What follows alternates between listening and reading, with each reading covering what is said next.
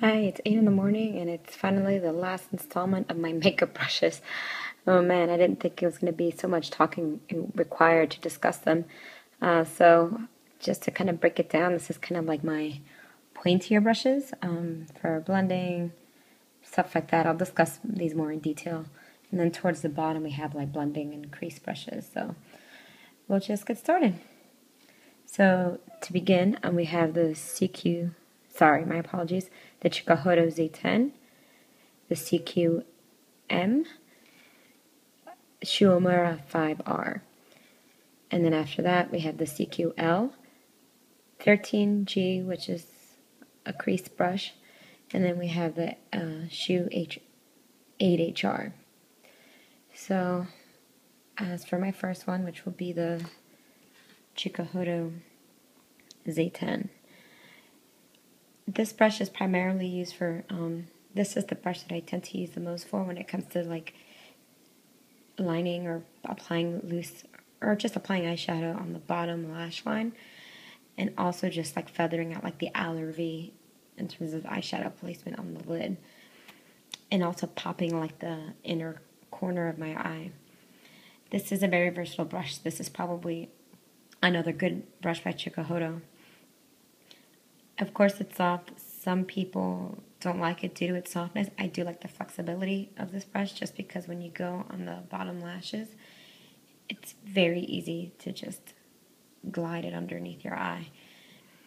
And this is one of my more used brushes aside from the Shoe 10. So here's a close-up of the brush. It's quite pointy, which is kind of convenient, like I said, for popping in the inner corner color like the highlighter. So quite convenient for that respect. Oh, another quick thing about this one. Well, the shape of this one. I'm actually kind of curious to try the Chikuhodo brush that Charlotte Tilbury uses in her video. I think it was the Tom Ford Cognac Sable video that she used it with. I'm not a fan of Chikuhodo for a couple different reasons. They've had issues with their quality assurance in terms of their brushes. Like once upon a time when you would get their brushes, they would fall apart and splay and just, I don't know, just they're good quality, but they weren't consistently good in terms of like their batches of brushes when they would send it out to people. So I steered clear for them for a long time, and honestly with what I have, I very much am satisfied with what I own. So, but I will say the Charlotte Tilbury video is actually convinced me to actually buy the pointed brush that she has in the video because it looks really good. Alright, so enough about this one. Very pointy, very nice. It is one of the more commonly used brushes that I use. And then we have the CQM one. As you can kind of see, it's a bit more rounded, which is kind of nice because it's like a dual purpose. Like you can kind of blend out the outer corner of the V, and you can also kind of use it in the crease a little bit. And also lining on the bottom eyelash if you choose to do it that way. Some of you may already know this one because, you know, Lisa Eldridge uses this brush sometimes, so don't want to get too much into that brush. I think I reviewed this one on the blog already, so feel free to check that one out. Put those two aside, or move them up for that matter. Let's do that. And then we have the 5R Pure Kolinsky brush. This is really nice because I can actually use concealer with this for the under eye. I generally use fingers for concealer, but I do like to use this one sometimes just to help buff it in a bit better. I'm one of the people that has a theory in terms of very similar with NARS, using the warmth of your fingers to blend, you know, foundation or concealer. I feel it tends to give the most natural finish, but I do use this one sometimes. And you can use it for cream products, maybe smudging out some cream products I think would be kind of useful for that. But primarily use it for concealer, so this is a really good one too if you can get your hands on this one. This one you can buy in the United States on the online shoe store, so definitely a nice one to check out. I'm going to put these three away. And as for our blending brush, we have the CQL. I'm sure you guys know this one too from Lisa Eldridge. This one's my favorite one for overall blending. Like if I pack on the colors of the Shoe 10 and I'm just in a bit of a rush, I just use this one to just blend it all out. Although I do sometimes use the Shoe 10 for blending, but I do like this one because it's very convenient. It's just very quick. And you can kind of see the size comparison between the M and the L. A downside to the L for some people might be a bit too big if you have like smaller lid space, but this is one of my favorites, and this is a bit bigger than the Suqqu 2, not the Suqqu, it's a bit bigger than the MAC 224, so something to be aware of, or if you're looking for a blending brush that's a bit smaller than the 224, this may not be the right brush for you, but the M might be a better option. I do think this one is nice. These two are definitely great brushes to have. The F, I don't think it's worth getting. If you were to pick like really good CQ brushes, which would be, in my opinion, the M and the L. Just being very upfront about it. So we'll put these aside over here. And then we have Crease brushes over here. We have the 13G over here. Squirrel brush. It's soft, a little stiff. Not as stiff as Kolinsky, but it is a bit stiff. This one is a bit tricky to use. Because you could just, you know, due to the fact that it's like, you know, V shape, sidewards V, you can just kind of stick it in the crease and blend it that way. I haven't been too successful using this for a crease brush. I don't know why. Maybe it's just not for me, but I do like it for highlighting, stuff like that. Like the same purposes that I use for the Suqqu 10, not the 10, the 11 and the 12. And even a makeup artist kind of said there was a learning curve for this one. So I'm determined to use this more often to kind of really learn how to use this brush. Because people use this, or makeup artists like this brush for a very precise crease. I haven't gotten this to work for me just yet, but I'm hopeful. I've had this for a while, and it's just sat on my stash for the longest time because I never quite knew how to use it properly. But I am determined to learn how to use this one because this is a really cool shape, and it is really nice. And then we have the Suqqu HR, which is a sable brush.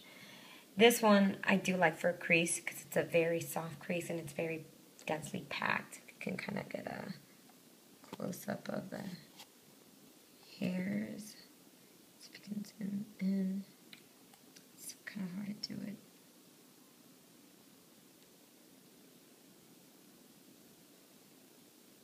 It is a very densely packed brush. You can kind of see that.